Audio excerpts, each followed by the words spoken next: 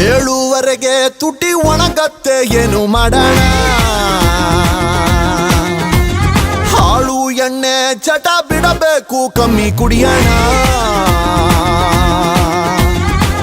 ಎಣ್ಣೆ ಬಿಡೋದಕ್ಕೆ ಇಟ್ಟಿರುವ ಪಾರ್ಟಿ ಇದು ಬನ್ನಿ ಎಣ್ಣೆ ಬಿಡೋಣ ನಾಳೆಯಿಂದ ನಾವು ಬಾಟ್ಲಾಣೆ ಕುಡಿಯೋದಿಲ್ಲ ಇಂದು ಫುಲ್ಲು ಕುಡಿಯೋಣ